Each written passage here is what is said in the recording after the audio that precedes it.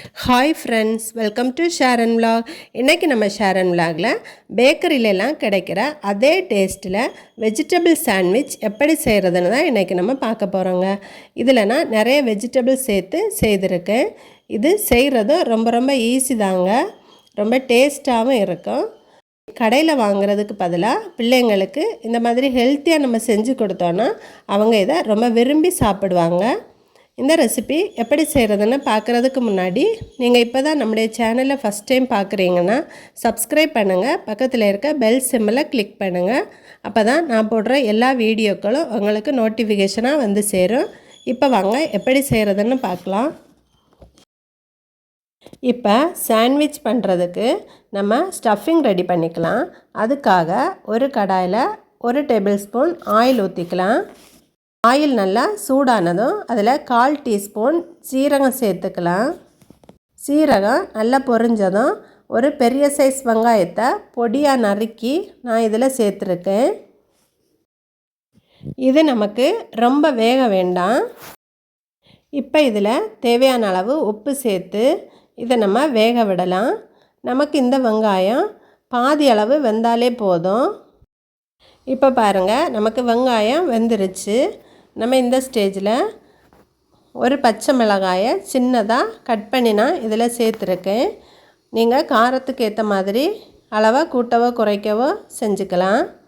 அதையும் நம்ம நல்லா வதக்கி விட்டுக்கலாம். அடுத்து 1 ஸ்பூன் இஞ்சி பூண்டு விழுது நம்ம இதில் சேர்த்துக்கலாம்.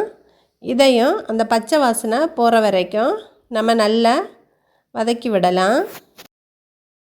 இப்போ பாருங்கள், அந்த இஞ்சி பூண்டோட பச்சை வாசனை நல்லா போயிடுச்சு. இந்த ஸ்டேஜில் 1/4 டீஸ்பூன் மஞ்சள் தூள் சேர்த்துக்கலாம். கூடவே காரத்துக்கு 1/4 டீஸ்பூன் மிளகாய்த்தூள் நான் சேர்த்துருக்கேன். ஏற்கனவே பச்சை மிளகாய் சேர்த்துருக்கேன், அதனால தான் மிளகாய்த்தூள் நான் குறைவாக சேர்த்துருக்கேன். அடுத்து 1/4 டீஸ்பூன் கரம் மசாலா சேர்த்துருக்கேன். இதை எல்லாத்தையும் சேர்த்துட்டு ஒரு நிமிஷம் நல்லா வதக்கி விடலாம். நமக்கு இந்த மசாலாவில் உள்ள பச்சை வாசனையெல்லாம் நல்லா போகணும். அது வரைக்கும் நம்ம இதை வதக்கிக்கலாம். மசாலாவில் உள்ள பச்சை வாசனையெல்லாம் நல்லா போனதும் நம்ம இதில் வெஜிடபிள் சேர்த்துக்கலாம். நான் 1 கப் அளவு துருவின கேரட் சேர்த்துருக்கேன்.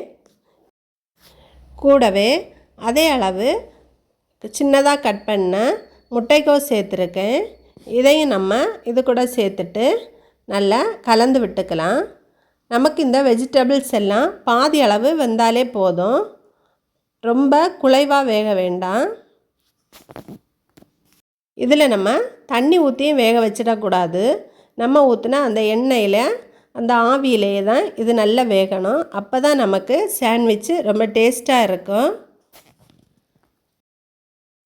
இப்போ பாருங்கள், நமக்கு காய்கறி வெந்தாச்சு. இந்த அளவு நமக்கு வெந்தாலே போதும். இப்போ இந்த ஸ்டேஜில் இதில் கொஞ்சமாக மிளகு பொடி சேர்த்துக்கலாம். உங்களுக்கு இது தேவைன்னா மட்டும் சேர்த்துக்கோங்க. இதையும் சேர்த்துட்டு நல்லா நம்ம கலந்து விட்டுக்கலாம். நல்லா கலந்ததுக்கப்புறமா நான் ஒரு உருளைக்கிழங்க நல்லா வேக வச்சு மசிச்சு எடுத்து வச்சுருக்கேன். இப்போ நம்ம இது கூட சேர்த்துடலாம். இதையும் சேர்த்துட்டு நல்லா நம்ம மிக்ஸ் பண்ணி விடலாம். அந்த உருளைக்கிழங்கு நம்ம சேர்த்த அந்த வெஜிடபிள்ஸ் எல்லாம் நமக்கு நல்லா மிக்ஸ் ஆகி கிடைக்கணும்.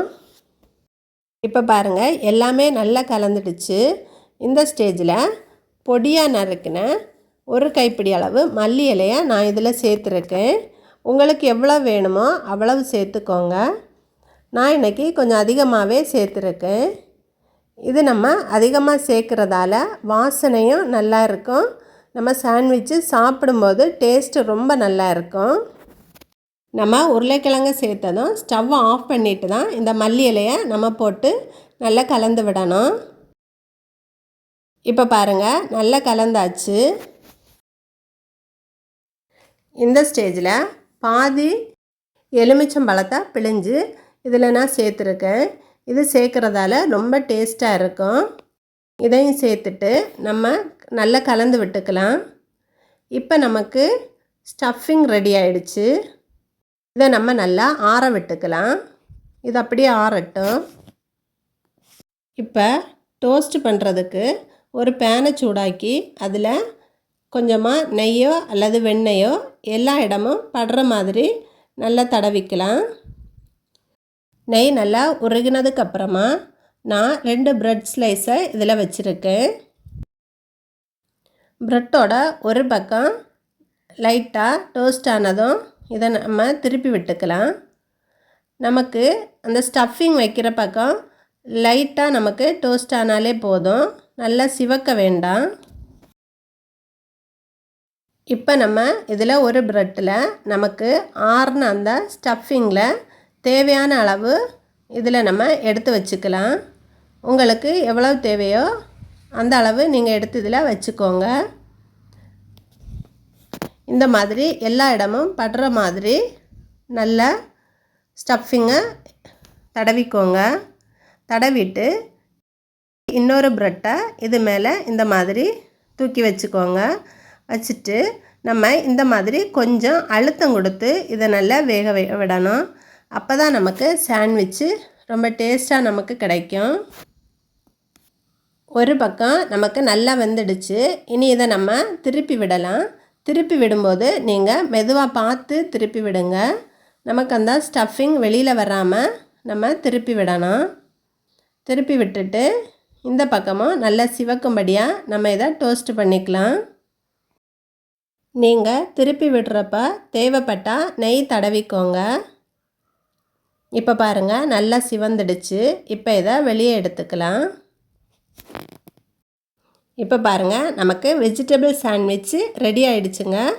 இதை நம்ம சூடாக சாப்பிட்டா செம்ம டேஸ்ட்டாக இருக்குங்க. இதை நீங்கள் உங்கள் வீட்டில் கண்டிப்பாக இதை செஞ்சு பாருங்கள்.